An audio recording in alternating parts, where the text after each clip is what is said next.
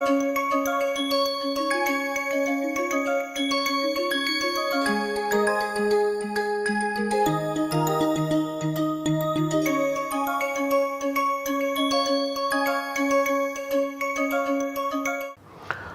everyone, welcome to today's lecture. I hope you had opportunity to go through the last class material and we can have a brief recap of what we did last time. So we discussed the dissolving metal reductions in the last class, where we had seen that reactions with lithium in liquid ammonia or say sodium or potassium in alcoholic solvents like ethanol or magnesium in ethanol, or some reactions with zinc in acetic acid. These are the reactions which allow the reduction of ketones to the corresponding alcohol, and we discuss in great detail how these reductions allow the thermodynamically more stable trans product in cyclic cases. We also saw that the reaction proceeds via radical anion and this radical anion can allow the coupling to take place, and we can form the CC bond easily, and we can get a dianion of this type which can lead to the formation of 1,2-diol. We also saw that titanium 0 permits the coupling of the carbonyl groups to form the corresponding olefin at one stretch in one go, but also we saw that titanium trichloride and DME together and then in the presence of zinc copper couple leads carbonyl groups to form the corresponding diol. So one can easily carry out the reaction at relatively low temperature with this system here, and one can get the diol. If one heats the same reaction by heating condition, then of course one can get the olefin. This is what we discussed in the last lecture, that titanium 0 if it is done under normal McMurry coupling olefination conditions, then directly we get the olefin. On the other hand, if one wants the diol to form, the pinacoles to form, these are basically pinacoles, and if that is what is required, then the reaction can be carried out at relatively low temperature and with titanium 0 formed from TiCl3 DME crystalline complex with the reduction with zinc copper couple. So the same zinc copper couple either we can also use potassium metal as such, and with the TiCl3 it allows deoxygenation of vicinal diols to the corresponding olefin if the reaction is carried out at a high temperature. That means if the reaction is run in refluxing THF with excess of potential potassium metal, the diols are essentially converted to the corresponding diolate, and they react with titanium to form the same intermediate which is implicated in the McMurry coupling. We will discuss that in a minute, how the two are converging into the same intermediate. But if we start with acyclic systems such as here, we can see that there is not much of stereoselectivity that is observed. This is the equation 1, and trans diols deoxygenate as readily as the corresponding cis isomer. For example, here it is a mixture of cis and trans. So if this is beta oriented, for example, and this is a mixture, so we can expect both cis and trans diols, but then a mixture of cis and trans diol directly gives the corresponding olefin. This is what indicates that the mechanism must be involving in a non-concerted fashion. So, you have a diol which is stereochemically properly oriented. However, it leads to the 33% formation of cis olefin and 45% formation of the trans olefin. So, when the reaction is carried out in such a way that the vicinal diols are allowed to react under the same conditions in which we had originally formed the diol, but now we start heating, then the corresponding olefins form. So, these two cases are very good indications of how the reactions may proceed, and therefore, it will reflect on the mechanism of the reaction. So, lot of work has been done by McMurry and others, and how does this diol give the olefin? So, essentially first thing is that there is an oxophilicity of the titanium that allows the formation of the olefin, because there has to be a tendency of the oxygen of the diol to interact with the titanium. So, there are three such possibilities which have been implicated.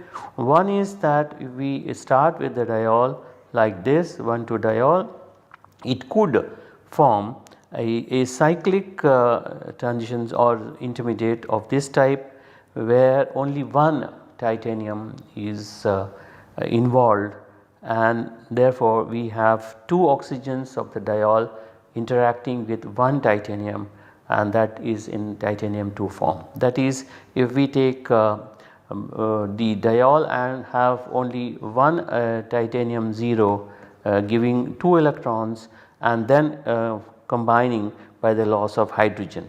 So, we can get this type of cyclic 5-member intermediate or a species of this type.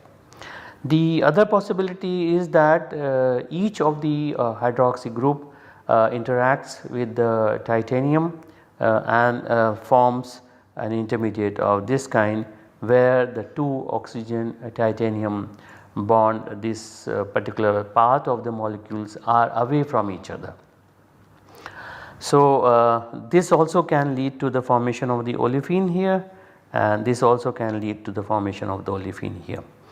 And the third possibility is that there is a basically simple coordination, that means the OH or the O minus that is formed during the reaction simply coordinates, simply attaches itself to the titanium 0 part, and then of course there is a transfer of the oxygen to the titanium.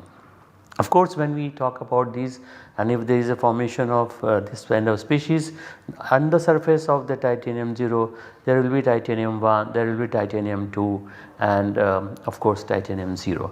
So, what these possibilities suggest that we can expect such intermediates which are likely to form. How do we rule out one or the other and see which exists or which forms the best way? Now, many experiments have been done, and this McMurry has written a review which you can check it here, Accounts of Chemical Research in 1983. So, what happens in here is that McMurry took 2 different types of rigid and locked alcohols, which can easily come from this Norbornene system, and one of them is a cis diol and the other one is a trans diol. So, obviously one can expect that the intermediate that we discussed, where we had this oxygen and then coming onto the same titanium, 2 coming and forming this type of intermediate, one can expect that to happen with the cis diol, but it was found that both cis and the trans diol, they are equally reactive and they form the corresponding olefin without any problem. So, it is very clear that the formation of such intermediate is very unlikely because both of them they react equally facile. If there was a difference, then of course the trans would have reacted slower than the cis, because formation of such 5 member intermediate would be better and easier with cis diol. The other reaction that they carried out was this cis diol and the trans diol, and it was found that the cis diol reacts very easily and the trans one does not react at all. So, what does it mean? If we look at the conformations of these diols, we can see that the 2 hydroxy group in the trans diol would be here like this, and the second possibility which we considered earlier was that each hydroxy group coordinates to the titanium species here, where the two of them are interacting separately. But then that obviously is not happening because this is not reacting. So, there is no reaction here, it means there is no product formation, it means that this binding of the oxygens to individual titaniums is not possible. On the other hand, if we take the cis diol, where we can anticipate that such a reaction will allow the OH here and the OH here, both are cis to each other, then of course they can go to the same intermediate as this. But obviously they need not go through these 2 different titanium binding. So, these 2 possibilities are completely ruled out. Now, the third type of possibility of the mechanism basically involves attachment of the oxygen to the titanium surface, and that eventually leads to the formation of the olefins. Now, for both the types of reactions, that is coupling of carbonyl compounds to form olefins and conversion of diols to olefins can be considered, and that is shown below here. The reaction takes place on the surface of the titanium particle, and we can also explain the laws of stereochemistry by invoking a stepwise fragmentation of the bound diolate. Now, what is happening is the titanium surface, in which generally we show as titanium 0, but it also has titanium +1 and titanium +2 species. When a carbonyl compound or a dicarbonyl compound of this kind, where the 2 carbonyl groups are attached to the same molecule, when such a molecule comes in contact with the titanium surface, then there is a transfer of an electron from titanium to carbonyl carbon, resulting into a radical anion of this particular type here, as I have shown on the top. And in a similar fashion, there is a transfer of an electron from the titanium surface to the other carbonyl, leading to another radical anion. Now, these anions on the oxygens will of course have an interaction or attachment to the titanium surface, and the radicals which are on the carbons would couple to form a carbon-carbon bond. Now, since the titanium surface has lost an electron, so we are showing it here as a titanium 1, and of course then you have the oxygen titanium attachment. Now, what happens is we then allow, or we invoke, or we propose that there is a carbon oxygen bond cleavage resulting into a radical formation, and of course the oxygen radical would take an electron from the titanium surface, and the titanium surface will become titanium 2, for example, from titanium 1 to titanium 2, and there is a titanium oxygen double bond. And then in a stepwise manner, the second carbon oxygen bond then would break and leads to another radical here, and of course oxygen radical. The oxygen radical will form the titanium oxygen double bond the way I have shown it up, and the radical which is generated here would couple with this radical to form this particular olefin as the final product. Now this titanium oxygen double bond would lead to what is proposed to be a titanium dioxide eventually. Now obviously here the stepwise fragmentation has been suggested, mainly because it allows you to lose the stereochemistry, because if we start with a particular diol of a particular stereochemistry, it is found that eventually it loses the stereochemistry, and that is the reason why stepwise fragmentation has been proposed. Now if we take a diol of this kind and treat it with potassium and titanium trichloride under the McMurry coupling conditions, then of course we expect that potassium diolate will form, and it will have similar type of interactions on the titanium surface, as we have discussed, that the titanium 0 surface not only has titanium 0 particles but also other low valent titanium particles like titanium +1 or titanium +2, and therefore the interaction of the potassium diolate with the titanium surface leads to similar type of intermediates of this kind, which then eventually lead to the formation of the olefin and of course titanium dioxide or similar type of titanium species. So this is how the mechanism is perceived, and this is the mechanism that is believed to be operating in this particular McMurry coupling case. What is the disadvantage of this McMurry coupling is that the reaction is limited because many functional groups are not easily tolerable under these conditions. So they can also get reduced because it is a powerful reducing system.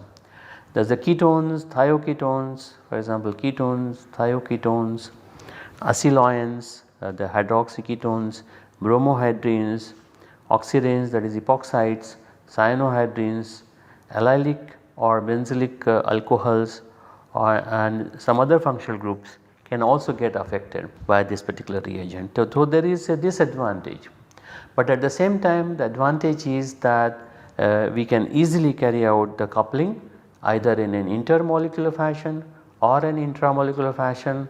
We can stop at the diol stage, we can also make an intramolecular coupling and get medium size ring or large rings, and of course we can convert the diols to the corresponding olefins using the same condition, but by refluxing or heating at a high temperature under the same reducing system conditions. So there are advantages and there are also disadvantages, but because of the simplicity of the reaction, it has been used in making different types of olefins or diols using this reaction.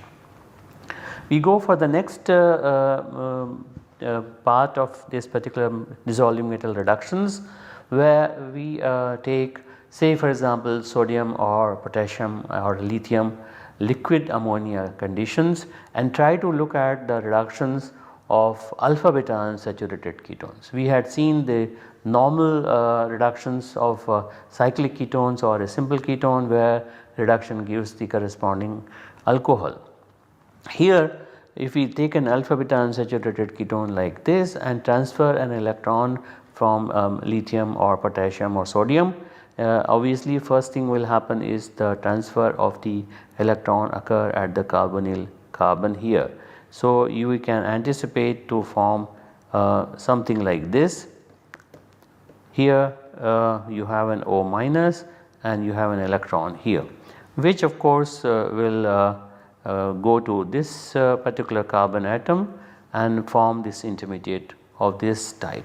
So we have a possibility of such a movement of here there is an electron. So you can anticipate such a resonance structure of the radical anion to form.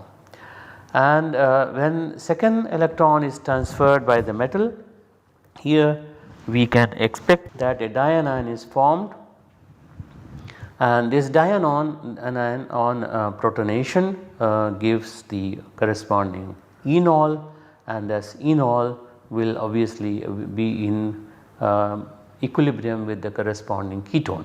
So, under these conditions what is found that the reduction of an alpha beta unsaturated ketone with metal liquid ammonia system leads to the formation of the corresponding saturated ketone. That means the only double bond that has been reduced.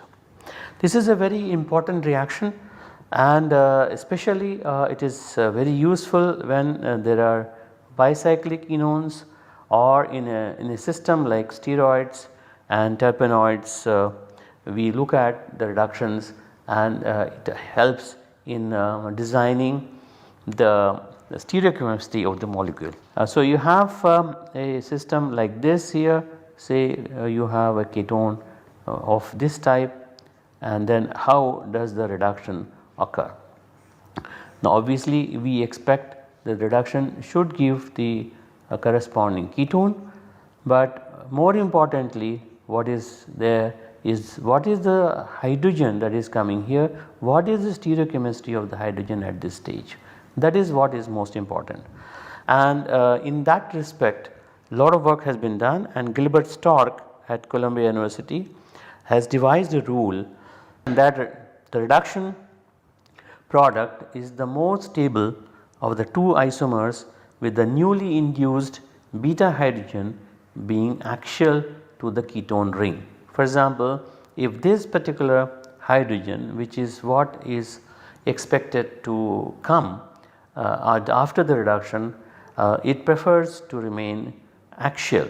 So, this particular hydrogen is axially oriented in the ring that contains the ketone. We will see how does this happen.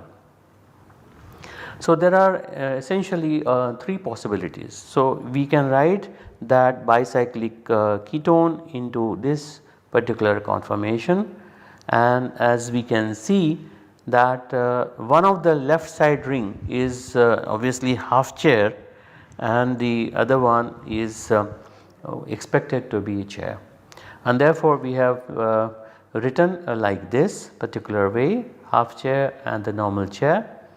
And once the electron is transferred to this particular carbon atom, the anion, the dianion which we had discussed earlier would be something like this here, and we can expect that the anion at the junction would be axially oriented, and such an intermediate, when it gets protonated, or when the we can also use either a proton as an electrophile, or we can use any other electrophile which we can term it as E plus, then the electrophile comes in this fashion, and what we are expecting is, and that is what Gilbert Stork suggested, that the proton or the electrophile would come in the axial orientation.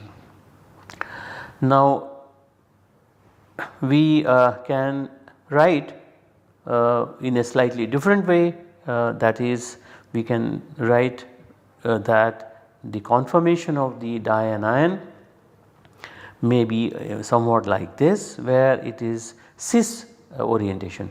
For example, here we had this R group axial, and this anion is also axial, and therefore 1,2 diaxial would be trans relationship. But now we are talking about this being axial and this being equatorial, therefore we are talking about a cis decalin type of system.